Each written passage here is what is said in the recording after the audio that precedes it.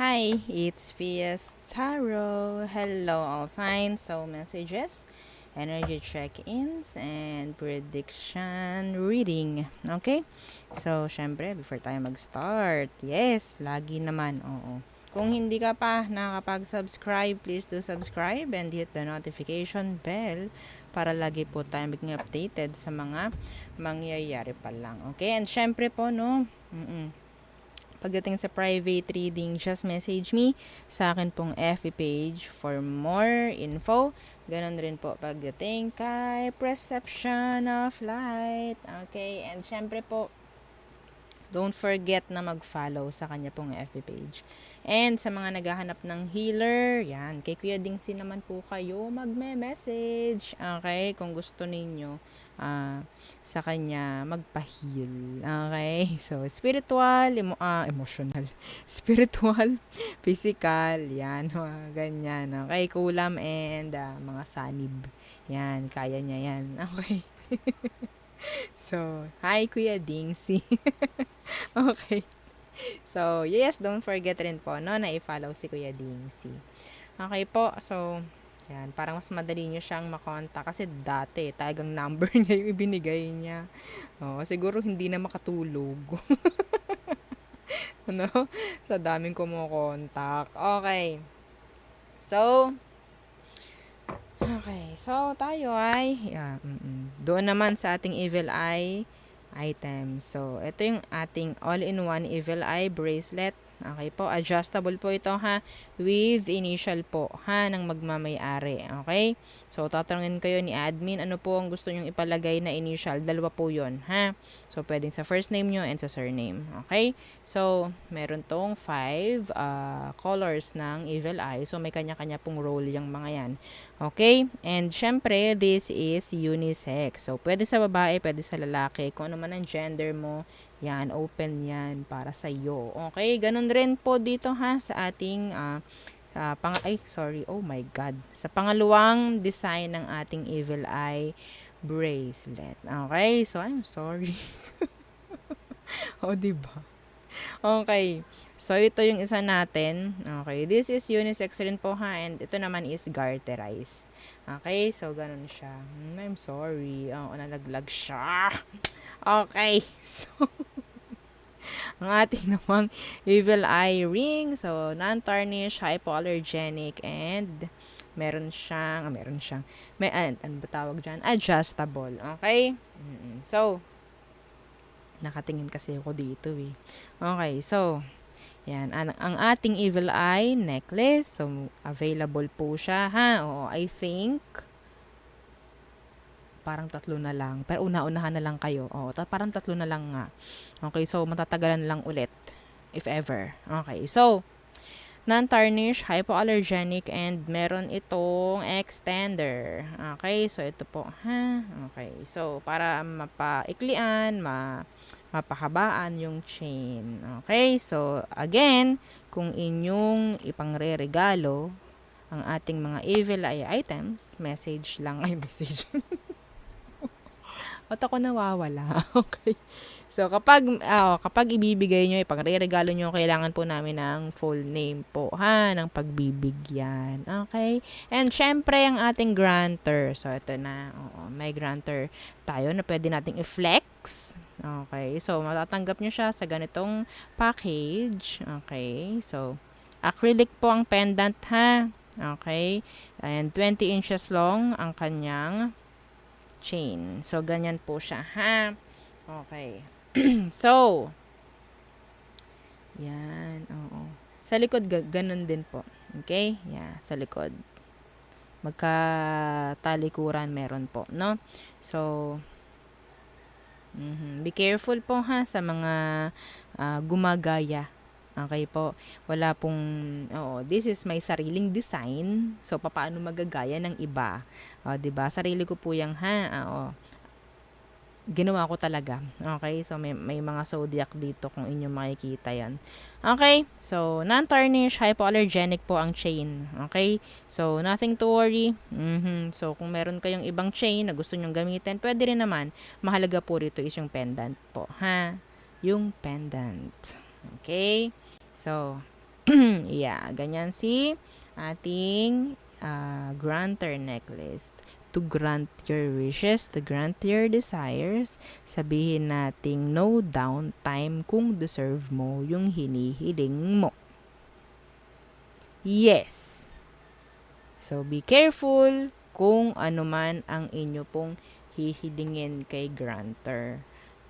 Ha? Yun na lang ang aking pakiusap sa mga naka-order. Be responsible. Please. Please. Okay po. Napakaluwag niyan ni granter pagdating sa pag-grant. No? Kaya wag po tayong hihiling ng masama. Ha? Nang ikakasama ng iba. Okay? Please. Okay. So, let's start. Air signs. Gemini, Libra, and Aqua. Message lang po ha kung may mga iba pang tanong.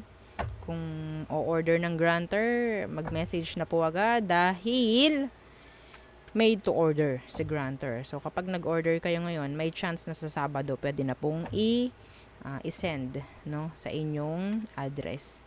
Okay. So, air signs, Gemini, Libra, and Aqua. Anong message for you? Oh, the Five of Wands. What's with that Five of Wands? The Three of Swords. Okay, mga issue na pwedeng maayos.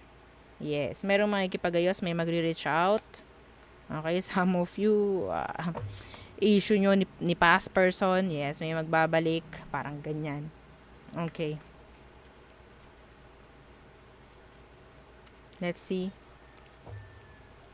Intention nila. The Emperor in reverse. Okay. So, sabihin nating may takot itong taong to. No? May takot, hindi ganoon kasolid ang mga plano. So, kung makikipagayos sa'yo, hanggang dun ka lang din ha, kung makikipagayos ka. Kung makikipagrelasyon to, wag. Wag po. Kasi, the Emperor in reverse, alam natin na may pagka-immature to. Okay po? Kung makikipagayos, makipagayos kayo. Pero kung relasyon muli, wag. Some of you, pwedeng magkaroon ng pagkakaayos with a boss or a father or mother figure. Okay, Four of Swords. Some of you need stress. Okay. Yeah, the King of Swords. Someone is planning.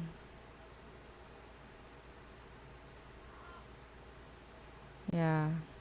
Evaluation ang nakukuha ko rin dito. Yes, oo. Pagdating sa workplace, there's evaluation. May chance ng promotion for some of you. Okay? Na talagang kaiinggitan ng iba. Bakit ganyan? It's like hindi mo inaasahan na pwedeng ikaw is mapipiling i-promote. Parang ganyan. Wala sa isip mo, sa idea mo na mapopromote ka. Pero yes, may chance yung iba sa inyo. Okay, so what else? Judgment. Yung mga gumagawa ng mali sa inyo, hayaan nyo lang po, ha? Okay? Judgment. The High Priestess. Yeah, the world.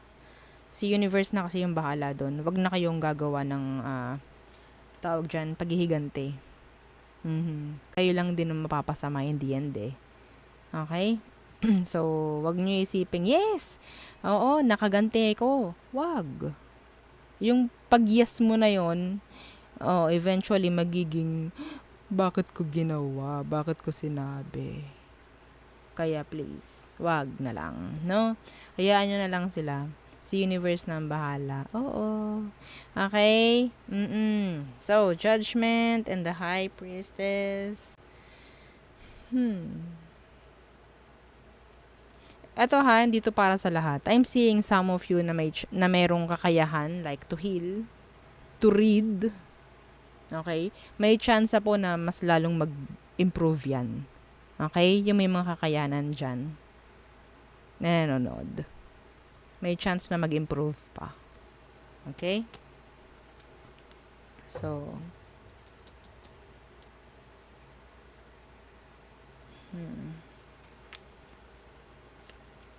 Okay, the Two of Swords. Some of you, if you're in no contact with someone, Scorpio, Cancer, air sign, yeah. Ang nakuha ko rito, just mirror them. Okay? I-mirror nyo na lang. Kung hindi sila nagre-reach out, wag kayong magre-reach out. Avoid reaching out. Okay? So, yan po, ha? Okay. Don't try to wait for them. Ma-stress lang kayo. Yes. Next is fire signs. Aries, Leo, and Sagittarius. Anong message for you? Fire signs. Okay. The Page of Cups. What's with that? Page of Cups. The Four of Cups. May nagseselos dito. Someone younger. Feeling left out. Someone is daydreaming that parang nag-open up na sila ng kanilang emosyon pagdating sa'yo. Pwedeng water sign, Cancer, Scorpio, and Pisces. Okay? Two of Swords in reversed. And the Six of Swords. A decision na parang gagawin. Okay? And sabihin natin, kahit hindi nyo alam yung pwedeng mangyari, itutuloy nyo. The Three of Cups is here. There is success. Okay? Andun yung parang itatry nyo eh. Meron kayong itatry. A leap of faith. Parang ganyan. Okay? So, parang gagawin ko tong desisyon na to. Kung anong mangyari, go. Go with the flow. Parang ganyan. Okay? And I think some of you makakakuha ng energy ng success and victory in the end. Okay? Next. Sun in reversed. May nahihiya dito talaga. Nahihiya. Pwedeng nagtatago ng emosyon. What's with the Sun in reversed? Yeah, the Hanged Man in reversed. Pwedeng meron ditong Leo or Pisces na pwedeng i-ignore ka. Okay? I-ignorein ka nila. They like you. Yeah, they like you. Andoon lang yung ego at pride ng taong to. Na parang hindi sila ready na ma-reject if ever they're intimidated.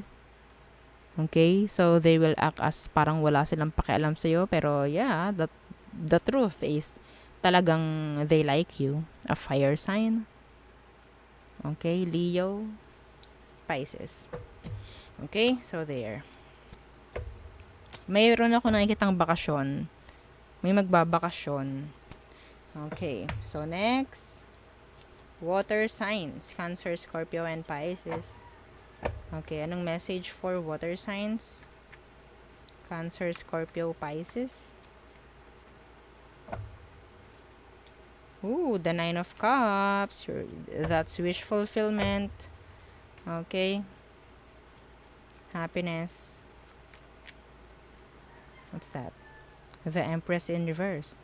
Nakakita ko ng pregnancy rito. Opo, nakakita ko ng pregnancy. Yeah, someone will go to a doctor, will see a doctor. Okay? Yeah, so what else? The Ace of Wands in reversed. And the Seven of Swords in reverse. May mababago. In general. Some of you, schedule. Okay? Pagkikita ninyo na magbabarkada if ever. Yes. A reunion ang nakikita ko rito. Okay? Some of you, there's a sex-based connection here na pwedeng mabunyag. I'm sorry. Yes, mabubunyag. Kasi meron ditong magsasalita.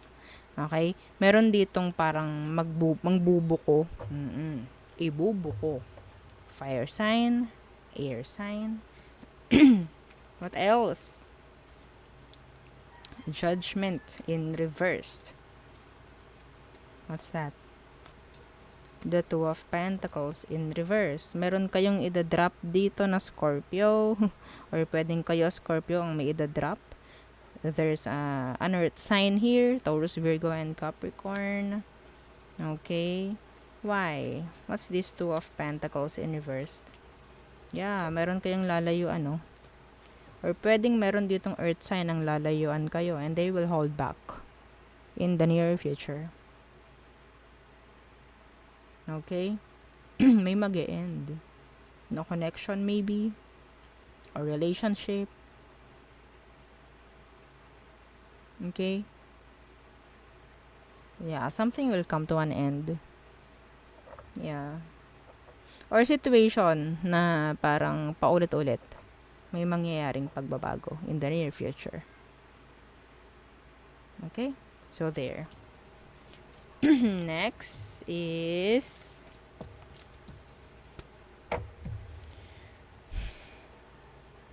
Earth signs. Taurus, Virgo, and Capricorn. Anong message for Earth signs?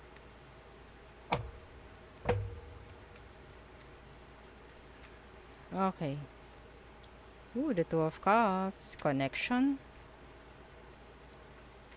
What's that? Strength. Meron ditong connection na papatibayin pa. Okay? May yes. Aha. Meron ditong connection with a water sign or a Leo na pwedeng magkakaroon ng progress.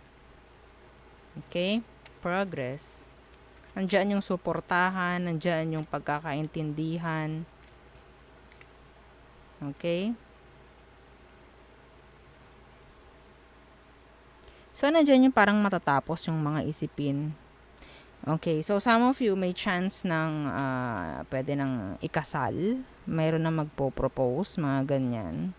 Okay? So, may makakaramdam ng assurance, ng seguridad, mga ganyan.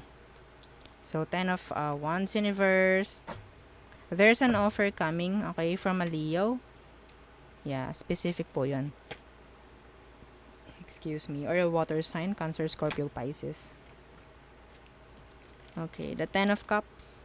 10 of Wands, Universe, 10 of Cups. Okay, so may magpapalit ng pangalan, ng surname.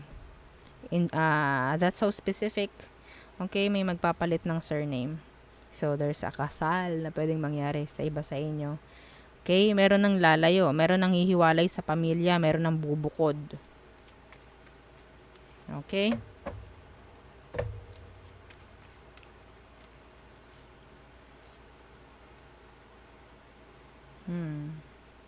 Yung mga issue na meron sa family, pwede nang sabihin nating magkaroon ng pagkakaayos.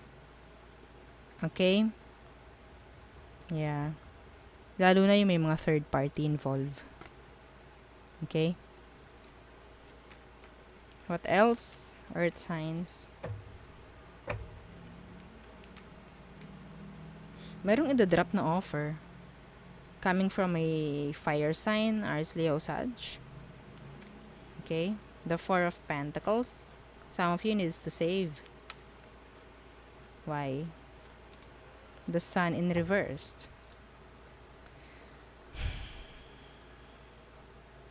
Okay, so sabihin nating may gastos na pwedeng mangyari in the near future.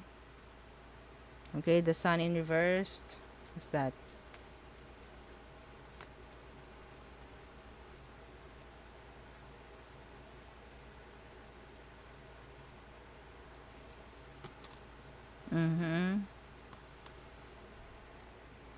Sabihin nating parang kailangan yung mag-ipon, kailangan yung maging secured, like, yeah, para maiwasan rin, no? Yung mga sabihin nating, ay, masyado na akong tinatamad sa ganito. Oo. Pagdating po sa pera, ha, sa mga business, ganyan, ay, ayoko na nitong gawin. Ayoko nang pagpatuloy ito. So, kung may mga ganyan tendency, may chance na may pagtigil ng pera. So, mas maganda, meron kayong nakasave.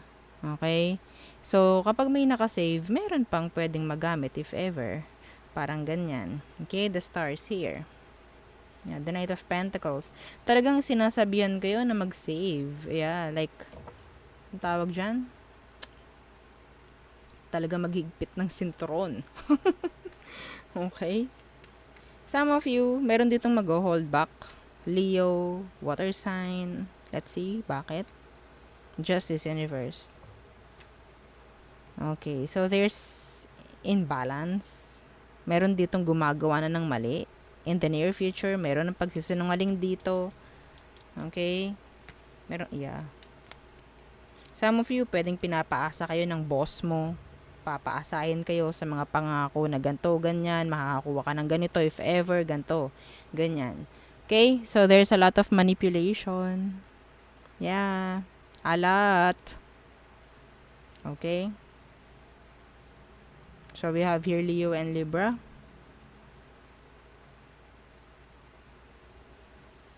So, matutong magtimpi. Oo, yung iba sa inyo. Wag nang gumante. Wag na. Okay po. Alam nyo na yun kung bakit. Okay. So, there. Yun ang ating reading for all signs. Again, yeah, don't forget to like, share, and subscribe. And follow our FB page. Thank you. Bye.